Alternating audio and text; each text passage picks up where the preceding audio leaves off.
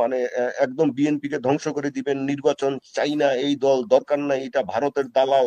আরে বেটা, বিএনপি যদি ভারতের দালাল হয়, তো তুমি যখন তত্ত্বাবধায়ক সরকারের থিওরি দিয়ে আওয়ামী লীগের সাথে গেছিলে, তুমি কিসের দালাল? তাইলেও আমি মেনে নিতাম, যদি আমরা বুঝতাম যে না, এই যে এই যে আবার যারা এনসিপির আছে, তারাও আবার এই ছেলে পেলে গুলা এই যে উগ্রবাদের দিকে না যেত, এবং এই মানে যা তা খুশি আবার আরম্ভ করে দিত না। তাদের আপনি লক্ষ্য দেখবেন সবসময় বিএনপির বিরুদ্ধে কথা। চীন টাকা, চীন চায় তার অস্ত্রপাতি নিয়ে শুধু বাংলাদেশ চলুক, সেই মান্দাত্তা আমলের অস্ত্রপাতি নিয়ে চলুক, সেই মিং ক্লাস সাবমেরিন দুইটা মান্দাত্তা আমলের দুইটা বস্তা বস্তা জিনিস, মানে গার্বেজ আমাদেরকে ধরিয়ে দিয়েছে, এগুলা নিয়ে চলুক, এখানে যাতে মার্কিনীরা কোনোভাবে না আসতে পারলে কোনোভাবেই আপনার এরা এদের এভাবে নিতে পারবে না। একটা ওই যে আপনার যদি খেয়াল থাকে যে গত বছর থেকে ডিসেম্বর থেকে একটা প্রচারণা, এবং যেটা পরে দেখা গেছে যে মানে বিভিন্ন টাকার পয়সা দিয়ে এই প্রচারণাগুলো সোশ্যাল মিডিয়াতে করা হয়েছে, সেটা হচ্ছে যে 5 বছর ক্ষমতায় থাকতে হবে ডক্টর ইউনূসকে, আজীবন ক্ষমতায় থাকতে হবে সংস্কার না হওয়া পর্যন্ত। এবং আমাদের অনেক শিক্ষিত মানুষ আমি দেখেছি, আমার সাবেক কলিগদের মধ্যে অনেককে আমরা দেখেছি যে হুম হুম। তারাও না, এনাকে থাকতে হবে, এই করতে হবে, সে করতে হবে, ওনারা নাকি ভারতকে খেয়ে ফেলছেন, ভারতের বিরুদ্ধে বিশাল অবস্থান নিয়েছেন। আচ্ছা, ভারত থেকে এই যে আপনার প্লেনে করে পর্যন্ত আপনার কথিত মানে বাংলাদেশি নাম খুশি করে হচ্ছে যে লোকদেরকে পুশিং করা হচ্ছে, ফেরত হুম, পাঠানো হচ্ছে, সীমান্তে পাঠানো হচ্ছে। কোথায় কি করেছে আমাকে দেখান, আপনি আমাকে দেখান। বলা হচ্ছিল যে কি ওই যে ভারতের যে থেকে যে ভিসা ইস্যু হয় ইউরোপের, সে 13 জন অ্যাম্বাসাডারকে নাকি ঢাকায় ডেকে নিয়ে এসে বলে এখন থেকে ঢাকায় ভিসা দেওয়া হবে। আমাদের একজন সমস্ত বললো এখন থেকে ঢাকায় ভিসা দেওয়া হবে। আপনি আমাকে দেখান একটা দেশ ভিসা দিচ্ছে কিনা। একটা দেশও দিচ্ছে না, সব ইন্ডিয়া থেকেই দিচ্ছে। হুম তার হুম। কারণ ওরা জানে যে ঢাকা থেকে ভিসা দিলে এখানে প্রতারণা শুরু হয়ে যাবে, ওই যে তারপরে আর এগুলাকে খুঁজে পাওয়া যাবে না। হ্যাঁ, সুতরাং এগুলো একটাও হয়নি। আপনি বিদেশি পুঁজি বিনিয়োগ এবং আভ্যন্তরীণ পুঁজি বিনিয়োগ গত 14 বছরের মধ্যে এই গত 1 বছরে ছিল সর্বনিম্ন। হ্যাঁ, এটা হতে পারে, তার কারণ আমাদের রাজনৈতিক অস্থিতিশীলতা বা একটা আন্দোলনের পরে এরকম হতে পারে, সেটা আবার অন্য বিষয়, সেটাকে আমি ধরছি না। আমি একটা জিনিস আমি স্বীকার করব যে হ্যাঁ, আমরা কথা বলতে পারছি, কিন্তু কথা বলার জিনিসগুলোকে আমরা মিস ইউজ করছি। আমি কথা বলার অর্থ এই না যে আমি আপনাকে গালি দিব, আমি আপনার সমালোচনা 100 বার করতে পারি। আমি আপনাকে সমালোচনা করে লিখে আমরা যে মানে জিনিসগুলো তৈরি করতে পারি, একজন আরেকজনের বিরুদ্ধে আত্মসমালোচনা বলেন, আরেকজনের ভুল ধরিয়ে দেওয়া, যেমন ধরেন বিএনপির লোকজন চাঁদাবাজি করছে, খুবই ভালো কথা, আপনারা এগুলোকে ধরিয়ে দেন, আপনারা এগুলোকে পেপারে আনেন, আপনারা মিডিয়াতে আনেন, আপনারা ফেসবুকে আনেন। কিন্তু তার মানে এই না যে আপনি এই মানে একদম বিএনপি কে ধ্বংস করে দিবেন, নির্বাচন চাই না, এই দল দরকার নাই, এটা ভারতের দালাল। আরে বেটা, বিএনপি যদি ভারতের দালাল হয়, তো তুমি যখন তত্ত্বাবধায়ক সরকারের থিওরি দিয়ে আওয়ামী লীগের সাথে গেছিলে, তুমি কিসের দালাল? তুমি তো 1947 সালে পাকিস্তানের বিরোধিতা করছিল, তুমি কিসের দালাল তাহলে? তো এগুলো তো বলা যায়, আমরা বলতে চাই না, আপনি সহজভাবে সমালোচনা করেন। আমরা এই যে বাচ্চারা প্রাণ দিয়েছে, এই যে হাসিনার পতন হয়েছে কির জন্য? একটা গণতন্ত্র আনার জন্য, যাতে এই যে ভুলগুলো আমরা ধরিয়ে দিতে পারি, সেটা দেওয়ার একটা প্রক্রিয়া আছে, সভ্যভাবে ধরিয়ে দিতে পারি। হ্যাঁ, আপনি যেটা আমরা কথা শুরুতেই বলতে পারি। বলেছিলেন যে আহতদের ব্যাপারে কিছু কর মানে সেরকম কোনো দৃশ্যমান কিন্তু আমরা ওরকম দেখি না, কিন্তু নিহতদের পরিবারের সাথেও কিন্তু খুব একটা ভালো ব্যবহার করা হ্যাঁ, হয় না। এগুলো নিয়ে তো তাদের হুম। কিন্তু সংস্কারের প্রথম চলবে। দিকেই তো এগুলা মানে এগুলা যাদের রক্ত, যাদের জান, যাদের মানে যারা হাত পা হারিয়েছে তারা জানে, চোখ হারিয়েছে তারা জানে। আমি কুমিল্লাতে গিয়ে একটা ছেলেকে পেয়েছি, ছেলেটার এই এখান থেকে নিয়ে একদম পিঠ পর্যন্ত কিরিচ দিয়ে আপনার কুপিয়েছে। হুম হুম হুম। 5ই আগস্ট তাকে বাংলাদেশ সেনাবাহিনী কোনোভাবে মানে কুমিল্লা থেকে ঢাকা সিএমএইচ এ নিয়ে এসে তাকে ট্রিটমেন্ট করেছে। সিএমএইচ এ ছেলেটার মানে যে অবস্থা হয়েছিল, মারা যাওয়ার কথা ছিল, আল্লাহর রহমতে বেঁচে গেছে। তো ছেলেটাকে জিজ্ঞেস করলাম যে এরপরে প্রতি সপ্তাহে তার আপনার ওই ক্রিয়েটিনিন থেকে শুরু করে আরো কি কি সমস্ত কিছু আপনার টেস্ট করতে হয়। তো এগুলাতে তার, তারপর ওষুধ কিনতে হয়, এগুলাতে তার মাসে কয়েক হাজার হাজার টাকা যায়। সে অত অবস্থা সম্পন্ন ঘরের সন্তান না, বা হলেও বা কি, মধ্যবিত্ত পরিবার কয় টাকা ইনকাম করে বলেন? একজনের প্রতি পিছনে মাসে যদি মাসে 20,000, কন্টিনিউয়াস এরকম দেওয়া। হুম। হ্যাঁ, 20,000 টাকা করে যদি মাসে যায়, তাহলে বছরে যায় 2,40,000, 3 লাখ টাকা, 2.5 লাখ টাকা যায়। তো তাকে আমি বললাম যে তোমাকে এরপরে কেউ কেউ আমাকে আর্মির ওই সিএমইচি যা কিছু করে দিয়েছে, আমি আর কোথাও থেকে কিছু পাই নাই, কিছু করে নাই। তা এরকম আপনি দেখবেন যে এই যে হাজার হাজার লোকজন আহত হয়েছে বা মারাত্মক আহত হয়েছেন শত শত, তাদের ব্যাপারে আমি তো বললাম মাথা ব্যথা নেই। আজকে যদি ধর্মীয় দলরা বলতো বা এই যে বিএনপিও বলতো বা সবাই মিলে বলতো যে আসুন আমরা একটা সম্মিলিত ফান্ড তৈরি করি, একটা কমিটি করি, আমরা অন্য কোনো কিছু বাদ দেই, আমি মেনে নিতাম যে ঠিক আছে নির্বাচন পরে হবে। ওনারা যদি বলতো যে আসেন আমরা সম্মিলিত ফান্ড তৈরি করি, আমরা কয়েকটা হাসপাতাল চিহ্নিত করি যেগুলো বিএনপি বা জামাতের লোকজন ডাক্তাররা আছেন বা মালিকানাধীন আছেন, যে এখানে আমরা চিকিৎসা দিব, বা আমরা ফান্ড তৈরি করব, চাঁদা দিব, চাঁদা দিয়ে ফান্ড তৈরি করে কোটি কোটি টাকা এখানে জমা করে আমরা বাচ্চাগুলোকে চিকিৎসা দিব, তাইলেও আমি মেনে নিতাম।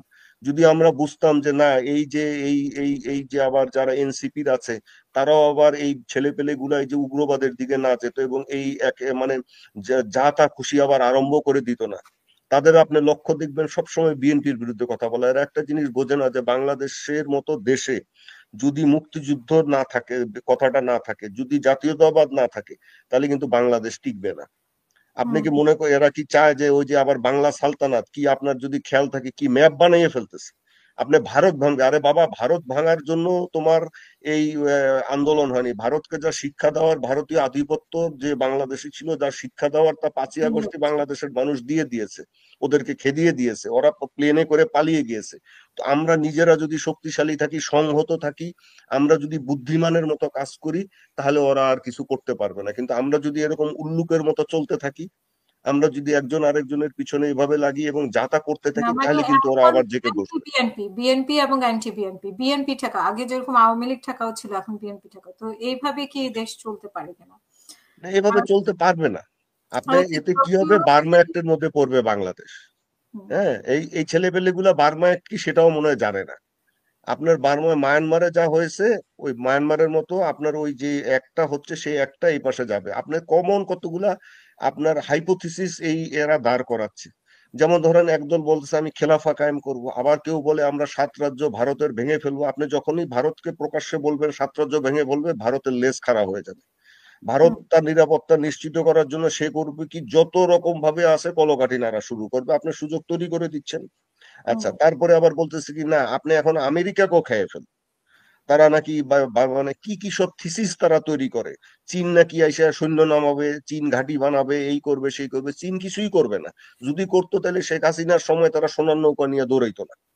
হ্যাঁ, তারা ওই যে সমস্ত সহায়তা প্রকল্প সহায়তার নামে সমস্ত চুরি বাটপারি করার সুযোগ শেখ হাসিনাকে দিত না। এখন বিএনপির নেতারা তাদেরকে দল বেঁধে বেঁধে বিভিন্ন আপনার চীনে নিয়ে যে ঘোরানো হচ্ছে, কিছু কিছু ব্যবসা দেওয়া হচ্ছে, আর এরা মারহাবা মারহাবা করছেন। হ্যাঁ, তা করতে থাকুক মারহাবা মারহাবা, তারপরে টের পাবেন।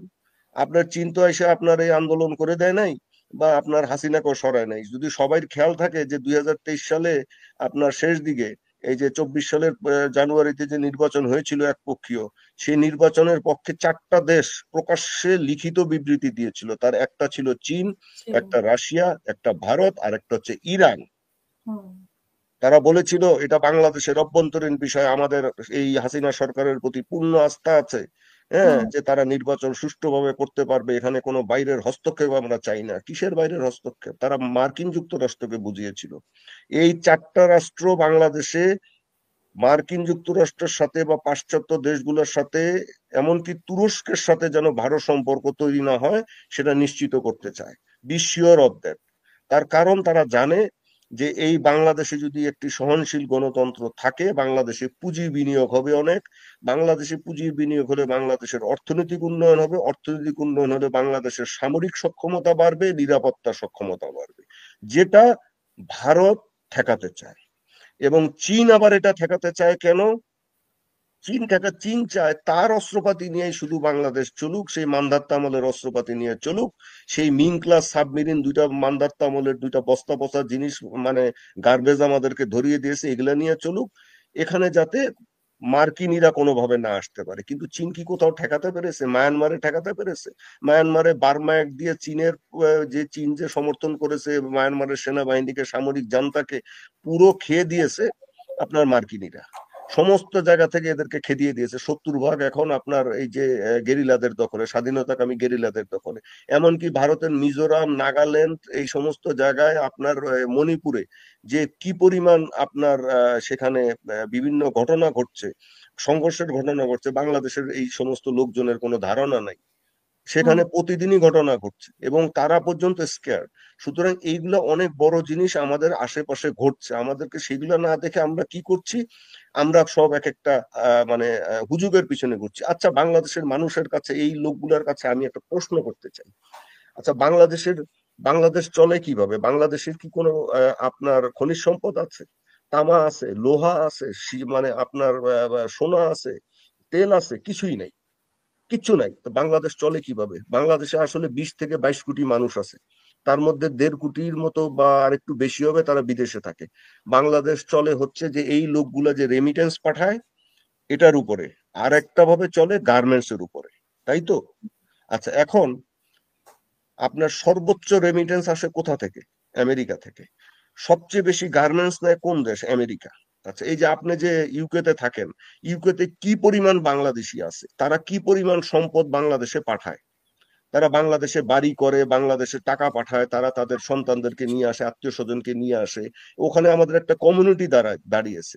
আচ্ছা, হুম। তাহলে এই লোকগুলা যে সারাদিন এগুলা নিয়ে চিল্লাচিল্লি করে এই দেশগুলোর বিরুদ্ধে, এবং সারাক্ষণ ইরান ইরান করে, সারাক্ষণ রাশিয়া রাশিয়া করে, তা আমার কথা হচ্ছে যে ভাই, আপনাদের এই মানে ধরেন সৌদি আরবে 30 লাখ আমাদের শ্রমিক আছে, মার্কিন যুক্তরাষ্ট্রে এতগুলো বাংলাদেশি আছে, আপনারা সব রাশিয়া এবং ইরানকে বলেন না আমাদের লোকজনকে নিতে এবং টাকাগুলো পাঠাইতে, আমাদের গার্মেন্টস নিতে বলেন না কেন?